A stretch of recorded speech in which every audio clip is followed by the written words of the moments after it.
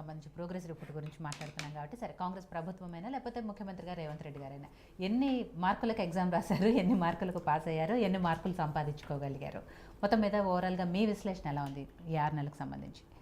Yo-yo ప్రేక్షకులకు మరియు panel మిత్రులందరికీ గుడ్ ఈవినింగ్ అండి. మీరు అన్నట్టుగా ఒక వర్డ్ యూజ్ చేశారు, ప్రోగ్రెస్ అని. ప్రోగ్రెస్ కార్డులో అందరం చదువుకున్న వాళ్ళని కూడా అన్నిటికీ 100 మార్కులు ఎక్కడ రావండి, ఏ స్టూడెంట్ కూడా రాదు. వచ్చిన స్టూడెంట్ ఎవరైనా ఉంటే ఒకడో ఇద్దరు ఉంటారు. ఇప్పుడైతే అందరికీ 95 వస్తుంది, కానీ ఒకప్పుడైతే అందరు 60 వచ్చేటోళ్ళు. అయితే ప్రజల యొక్క సంక్షేమం కోసం ఆలోచించేటప్పుడు వాటి యొక్క ప్రాతినిధ్యం, వాటి యొక్క ప్రాముఖ్యత డిఫరెంట్ ఉంటుంది. కాకపోతే ఇక్కడ ఒకటి ఆలోచించాలి, అది కాంగ్రెస్ ప్రభుత్వం గతంలో ఉన్నటువంటి బీఆర్ఎస్ పార్టీ ఏది ఆలోచించినప్పుడు కూడా అవగాహన లేని హామీలు, ఆచరణ సాధ్యం కానిటువంటి హామీలు ఇవ్వడం వల్ల ఆ ప్రభుత్వాల యొక్క మనుగడ ప్రశ్నార్థకంగా మిగులుతుంది. అది వీళ్ళు ఆలోచించరు. ఎందుకు అంటే ప్రజలు అనేవాళ్ళు ఆశాజీవులు కాబట్టి, పేదరికం అనేవాడికి వాడికి వీక్నెస్ కాబట్టి రాజకీయ నాయకులు ఎప్పుడు కూడా ఆ పేదరికాన్ని వీళ్ళకు అనుకూలంగా మార్చుకునే ప్రయత్నం చేస్తారు. ఎందుకంటే ఉన్నది లేనట్టయినా లేనిది ఉన్నట్టయినా బాగా మార్కెటింగ్ చేసుకునే వాళ్ళే అందులో సఫలీకృతం అవుతుంటారు. గతంలో ఒకప్పుడు ఉమ్మడి ఆంధ్రప్రదేశ్లో ఉన్నటువంటి సందర్భంలో కేసీఆర్ గారు ఆనాటి ప్రసంగాలు అనుకోండి, ఆనాటి పరిస్థితులు అనుకోండి, ఆయన సఫలీకృతమయ్యాడు.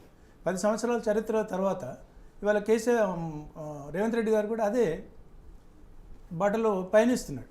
అంటే 100% చేయకపోవచ్చు, ఎవరు ముఖ్యమంత్రి అయినా భవిష్యత్తులో ఇంకొకరు వచ్చినా కూడా 100% చేయరు. కానీ ఏవైతే ఈ రాష్ట్రం ఒక అధికారంలోకి రావడానికి చాలా ప్రాథమికమైనటువంటి భూమిక పోషించినటువంటి నిరుద్యోగులు అనుకోండి, రైతాంగం అనుకోండి, ఆశా వర్కర్లు అనుకోండి, ఉద్యోగాలు సమయానికి జీతాలు రాక ఉన్నటువంటి ఇబ్బంది పడుతున్నటువంటి ఉద్యోగాలు, ఈ ప్రాతిపదికన ఒక 5 సెక్షన్ ఆఫ్ పీపుల్ని వీళ్ళు అధికారం కోసం అన్నీ మాట్లాడారు.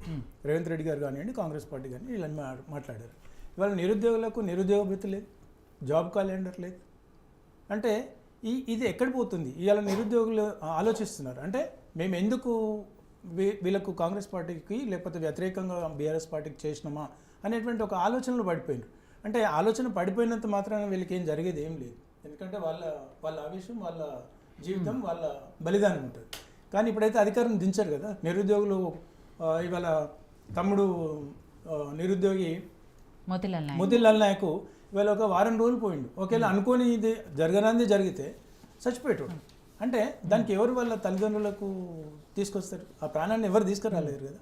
అంటే మరి ఎవరికి అదే రియాజ్ గారికి టైం దొరకదు, అదే ఇన్ని మాటలు మాట్లాడి అంటే అనర్గళమైనటువంటి పదజాలాలు వాడేటువంటి మల్లన్నకు దొరకదు, అంటే కోదండరామ్ గారికి దొరకదు.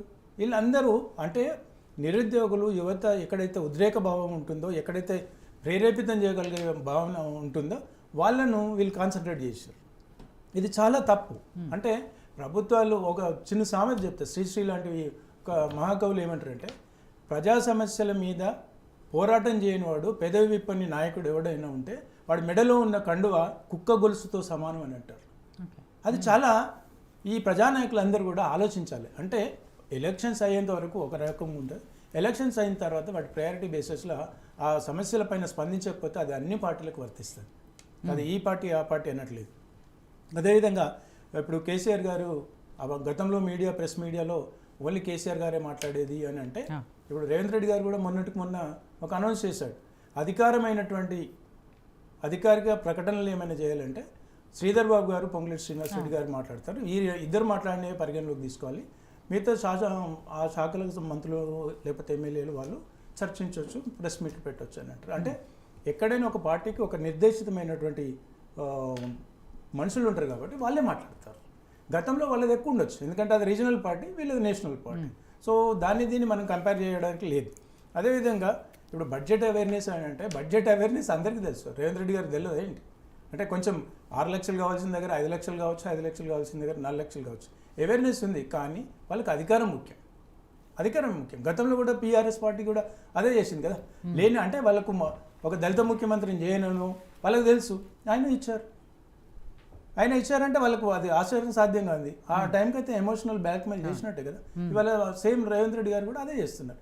అంటే రేవంత్ రెడ్డి గారికి కానివ్వండి, బీజేపీ పార్టీకి కానివ్వండి, అందరికీ ఏం రిక్వెస్ట్ చేస్తున్నట్టే, ఆచరణ సాధ్యం కానటువంటి క్రమంలో మీరు ఇచ్చేసి అవాసుపాలు కాకుండా వాళ్ళను ఆశాజీవుల నుండి ఒక నైరాశ్యం వెళ్ళిపోయి ఒక నిరుద్యోగులు ఒక తీవ్రవాదం వైపు ఒక అసంఘటితమైనటువంటి శక్తిగా మారేటువంటి ప్రక్రియ ఈ రాజకీయ నాయకులు చేయొద్దని నేను కోరుతున్నాను.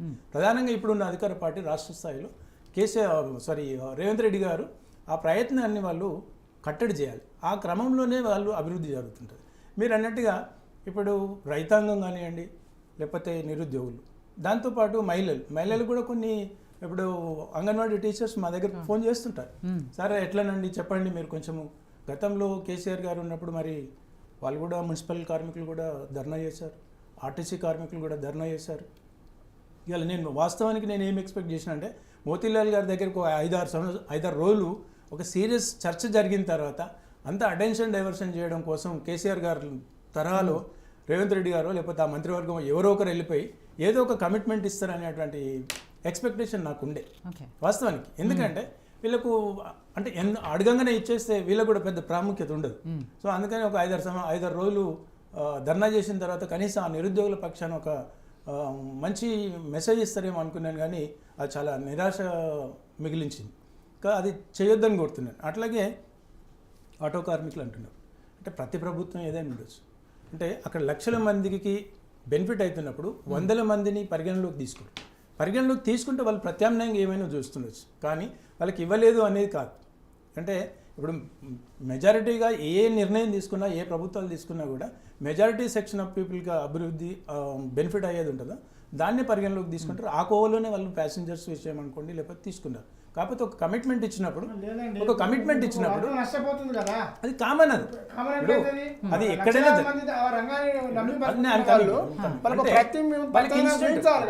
రేవంత్ రెడ్డి గారు ఇన్స్టెంట్గా బెనిఫిట్ అయ్యేటటువంటి majority of the people benefit అయ్యే నిర్ణయాలు తీసుకుంటారు ఎవరైనా. ఇప్పుడు ఒక ఫ్యాక్టరీ అవుతుంది అనుకోండి, ఒక డ్యామ్ పడుతున్నాం, ఒక 1000 ఎకరాలు అవుతుంది, కానీ దాని కింద 5 లక్షల ఎకరాలు సాగు జరుగుతుంది. దేని ప్రయారిటీ తీసుకుంటారు దాన్ని పర్యావసనంగా వాళ్ళకి కాంపెన్సేషన్ ఇవ్వద్దంటలే. కానీ ఒక డెసిషన్ మేకింగ్లో అన్నప్పుడు ఇన్స్టెంట్గా వాళ్ళు చేయకపోవచ్చు. బట్ ఇప్పుడైనా మనం ఏం కోరుతున్నామంటే రేవంత్ రెడ్డి గారి ప్రభుత్వాన్ని వాళ్ళు ఏదైతే కమిట్మెంట్స్ ఇచ్చారో మీరు ఫాల్స్ కమిట్మెంట్ ఫర్దర్ ఇవ్వకుండా ఇచ్చిన కమిట్మెంట్స్ని ఫుల్ఫిల్ చేస్తే కనీసం మీకు ఒక కాన్ఫిడెన్స్, ప్రజల్లో ఒక నమ్మకం ఏర్పడేసి ఒక మార్పును కోరుకున్నటువంటి మాకు ఏదో కొంత జరిగింది అనేటువంటి ఆశాభావం వ్యక్తం చేస్తారు. మీరు అన్నట్టుగా అసలు అంతా ఇంత అడ్వర్టైజ్మెంట్ కాదు, ముళ్ళ కంచెలు బద్దలు కొట్టిన మనం లేకపోతే ఇక మొత్తం సమస్యలు పరిష్కారం అయిపోతున్నాయి అంటే పాపం మీకు మాకు తెలుసు, మనందరికి మిత్రులకు కూడా తెలుసు, ఆ పార్టీల నాయకులకు కూడా తెలుసు, వాళ్ళు వస్తారు మనం ఇయ్యము అనేది వాళ్ళకు తెలుసు. కానీ పాపం పేదరికంలో ఉన్న వాళ్ళు ఆశతో ఉంటారు కదా, వాళ్ళు అందుకే ఎక్కడో 3 కిలోమీటర్ల లైన్లో కూడా ఉండి అప్లికేషన్ ఇచ్చేసారు. అంటే దానికే చెప్తున్నారు కూడా కదా, అక్కడ నుంచి జిల్లాల నుంచి ఇక్కడ దాకా రాలేరు కాబట్టి వాళ్ళ కోసం జిల్లాల్లోనే ఆ ఏర్పాట్లు చేసాం అనేది ఇందాక గతంలో కూడా మా బీఆర్ఎస్ ప్రభుత్వంలో కూడా చెప్పారు, కలెక్టరేట్లలో ఉంది కదా ఎవ్రీ అంటే ఒక స్పెసిఫిక్ డేట్ కేసీఆర్ గారు కలుస్తలేరు అంటే అదే చెప్పారు వాళ్ళు ఉంది. అంటే నేను ఏమంటున్నాను, ఇక్కడ ఏదో జరుగుతుంది అనేటువంటి ఆశ ఉన్నప్పుడు వాళ్ళ ఆశలే వీళ్ళ యొక్క స్ట్రెంగ్ చేసుకుంటారు. సో ఇది భవిష్యత్తులో రాజకీయ పార్టీలకు, ప్రధానంగా ఇప్పుడు అధికారంలో ఉన్నటువంటి కాంగ్రెస్ పార్టీకి ఇది మంచిది కాదని నేను తెలియజేస్తున్నాను. సో రవి గారు, ముఖ్యంగా నేను ఇందాక అన్నట్టు మహిళలకు, యువతకు, రైతులకు ఇవన్నీ కూడా రకరకాల డిక్లరేషన్లు ఇచ్చారు. సార్ రైతులకు మీరు ఇప్పుడు రుణమాఫీ చేయకపోయినా లేకపోతే రైతు భరోసా ఇవ్వకపోయినా వాళ్ళెవరు రోడ్డు మీదకి వచ్చి నిరసనలు, ధర్నాలు అయితే చేయాలి. కానీ యువత, ముఖ్యంగా నిరుద్యోగుల్ని మీరు వచ్చిన తర్వాత అధికారంలోకి వచ్చిన తర్వాత 2 లక్షల ఉద్యోగాలు ఇస్తాము అని చెప్పారు. వాళ్ళందరూ నిజంగా చాలా ఆశలు పెట్టుకున్నారు. వాళ్ళందరూ ఓపెన్గా కాంగ్రెస్ పార్టీకి పనిచేశారు, అధికారంలో కోసం మా ఉద్యోగాలు వస్తాయని. కానీ వాళ్ళే రోడ్డుకెక్కి నిరసన తెలుపుతున్నారు. కనీసము పార్టీ తరపున, ప్రభుత్వం తరపున ఒకళ్ళు వెళ్ళి వాళ్ళతో మాట్లాడి భరోసా ఇచ్చే పరిస్థితి కూడా లేదు కాంగ్రెస్ పార్టీ.